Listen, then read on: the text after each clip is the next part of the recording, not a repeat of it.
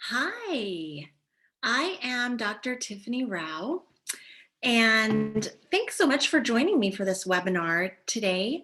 This is going to cover helping students create an independent productivity plan for distance and hybrid learning. So at the time of this recording, this is end of October. We'll be posting this early next week, the first week of November. And so we've been at this for a while, haven't we, guys? We've been doing distance learning since March, and many schools have transitioned into hybrid learning. And it's been a challenge for teachers as well as students and parents. I want to just spend some time right now going over some strategies to really help maximize your students' focus levels and independent learning skills and help them build on what they've got right now. Kind of see where they're at and then go from there, building more independent learning skills. So we know from the past several months, we've come to understand some of the challenges to student engagement, specifically in special education. Often a student in special education, and not all of these apply to all students in special education, but these are common issues, right? That we might have some learners that are not independent. They are non-independent learners. They need a lot of help even in class when it's business as usual. They might need a lot of one-on-one prompting. So we're looking at some non-independent learners. Motivation can often be an issue. Distracted learners, right? We see a lot of IEP goals for helping to focus better and not be so distractible. Parent support can be a challenge because many parents are having to work outside of the home and they're not able to be home with their child while their child is doing distance learning. So you're not going to have that level of parent support that you might like to have because the parents have to go out and earn their income. So it's not that they are being unsupportive. It's just that, life and life in the pandemic is pretty crazy right now. And then there can be social isolation and behavior issues. So those are the challenges that we're facing. There are some potential positives. There's some positives that we are actually seeing for some students. And this is not to dismiss the challenges. This is not to say that it's easy, but we are seeing that students are kind of surprising us in some cases at becoming more self-directed learners, really rising to the occasion beyond what we expected. Some of that also is that there's a reduction in school-related stressors, right? So the peer problems that they may have been having before are non-existent right now, right, during distance learning. So just the elimination of some of those peer problems that were causing so much stress for some of our students, that being eliminated has allowed them to focus and enjoy learning more. Elimination of transitional stressors, like doing the whole thing, getting dressed and getting on the bus on time and feeling rushed, and those power struggles that sometimes happen at home, getting their shoes on, hurry up, eat your breakfast. That's not as much of an issue now. So that stress, that brings their stress level down. And even environmental annoyances are lessened for some students. Fluorescent lighting or flickering lighting off in the corner that they cannot not notice, and it's distracting them from the learning, or the noisy school bell constantly just jarring them. So those are lessened. So some students have really benefit from the reduction in those school-related stressors. Another thing is many of our students would do great at work from home careers, maybe because of the reduction in stress. It's just perhaps easier for them to focus. Whatever the reason, they would be great candidates for work from home careers. And so we are now preparing them to have the skills that they would need for work from home careers. So that's a real positive. And many teachers are noticing that they have such closer connections with families now. And they're sharing that they're really grateful for that, that they had good family connections before, but now it's just even closer because you've got to be checking in more frequently. You know, how are things working? Is the technology okay? What do you need? And they're finding that they really are enjoying and they're seeing a lot of benefit from those closer connections. So let's talk about goals for learning, right? And you see these on IEPs a lot. Typical at school instruction, pre-pandemic goals for learning. We need students, often this is posted in the classroom, right? Sit up tall, eyes on teacher, hands to self, raise your hand to speak, answer questions, start work, stay on task for X amount of minutes, complete your work, ask for a break. These are the kinds of things that we need students to be able to do so that they can get the most out of at school instruction under normal circumstances. Okay, so we're going to start there. But it's a totally different set of learning skills that they need to be productive at home. Stuff that we never even thought to teach them before because it wasn't a thing. So we might need to be adjusting our learning goals. You might even consider adjusting some of the IEP goals. If IEP goals are looking at like student will keep eyes on teacher, student will start work and stay on task, maybe those are no longer relevant for right now. So some of the goals, some of the things that students need to be able to do, like let's say for live lessons, and then I'll talk about for asynchronous teaching. For live lessons, they've got to keep their camera on, keep their mic muted unless they're called on, know how to get the teacher's attention, and that's up to the teacher, of course, either using the raise hand feature on Zoom or actually raising their hand or something else. We want them to be able to remain in the live lesson, hopefully for the whole time. But if that's too much and that's too lofty of a goal for some students, then we might say, well, we want them to remain in the live lesson for 10 minutes, even start at 5 minutes before requesting a break. And then we need them to know how to request a break. And we want them to return after their break and stay in the live lesson for X amount of minutes. We want them to focus on the speaker and what they're saying. They're going to have to manage some distractions at home, follow instructions, and keep their learning area relatively organized so that they can find the materials that they need. Keep track of their materials would also be another one. So for asynchronous instruction, now I divided this into basic and on the next slide, more advanced. For asynchronous instruction, they've got to be able to follow a schedule, follow instructions for each activity, gather supplies needed for each activity, focus on a given task for X amount of minutes, take a break and return to the task, and they might need to know how to use a timer for that, communicate with the teacher, and ask for help with the teacher. Those are really the most basic skills that students need to be able to do distance learning asynchronous. So if you have students that are opting to continue, their families are opting for distance learning to continue, even once schools are now reopening, then definitely I would consider maybe adjusting some IEP goals so that you can be focusing on those things.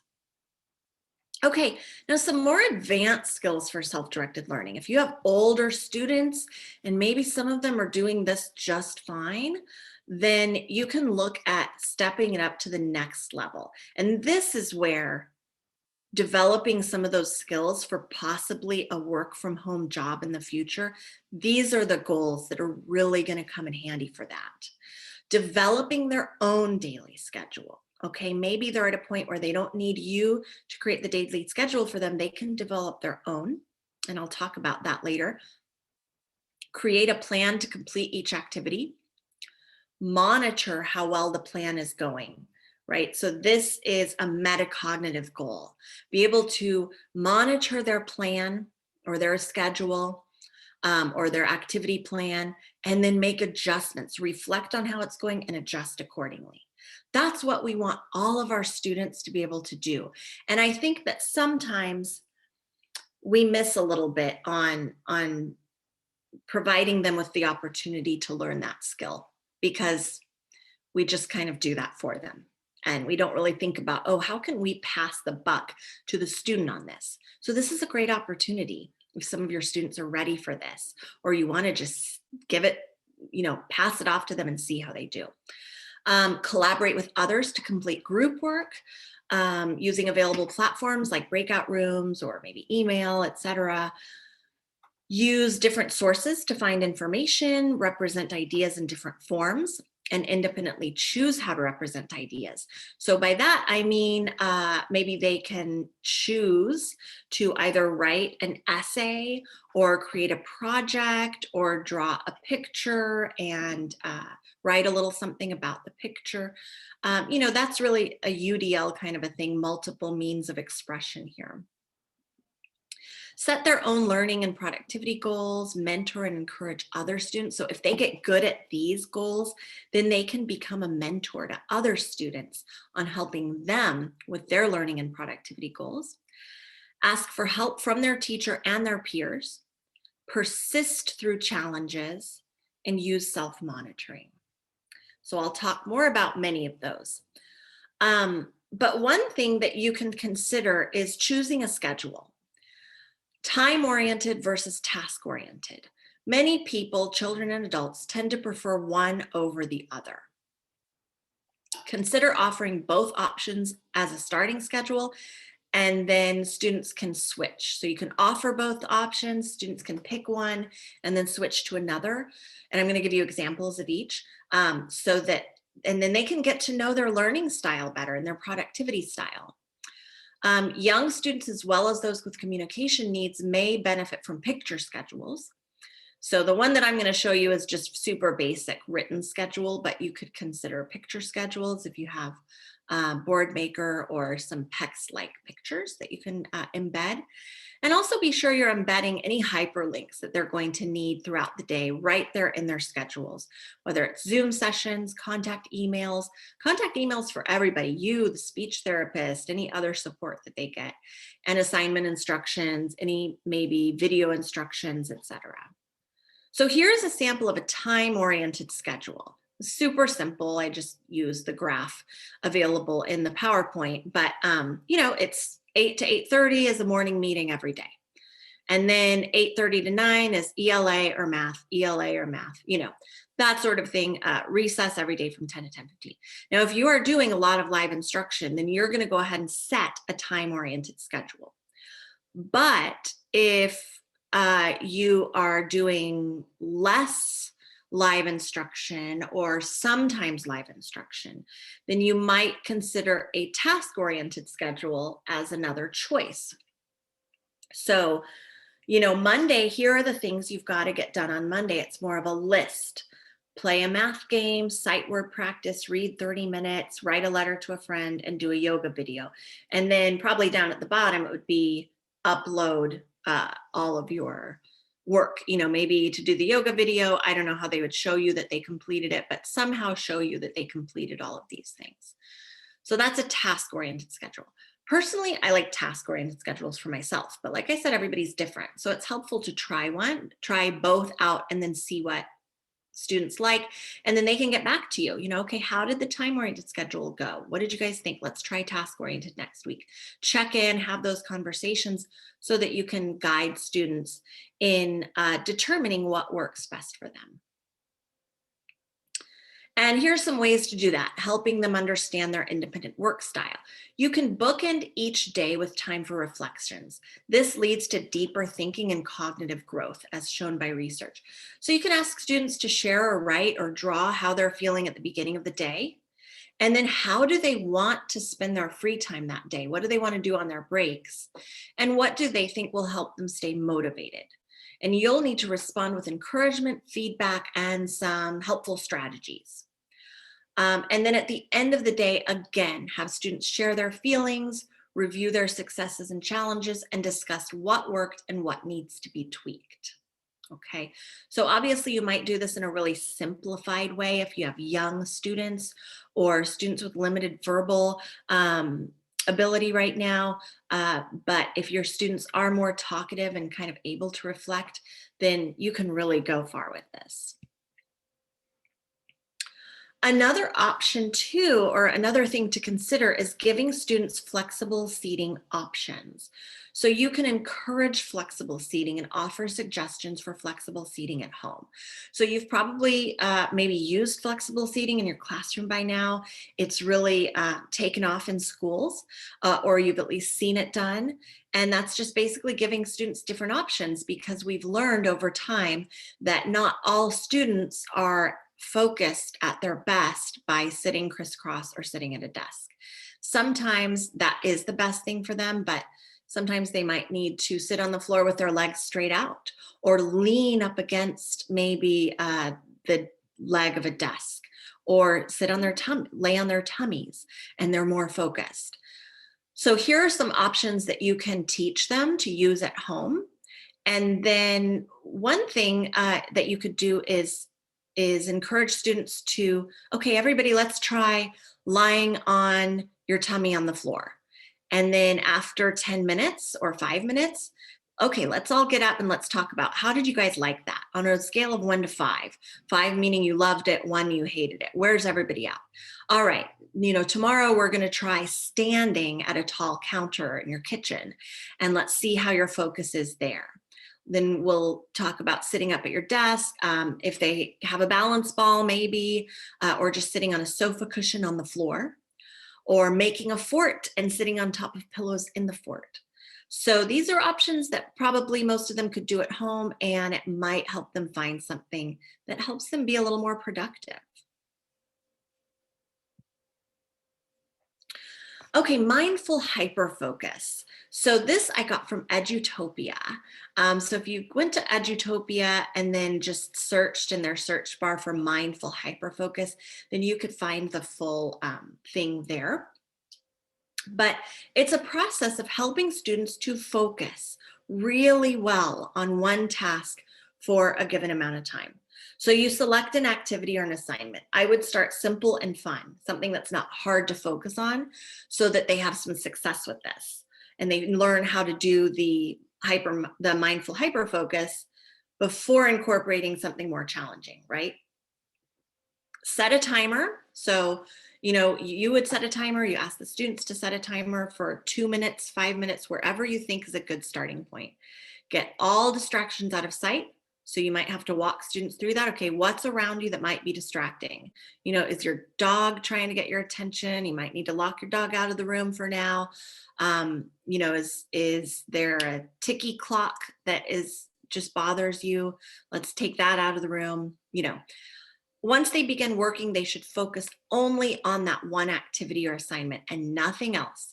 And then when the time ends, they can take a break.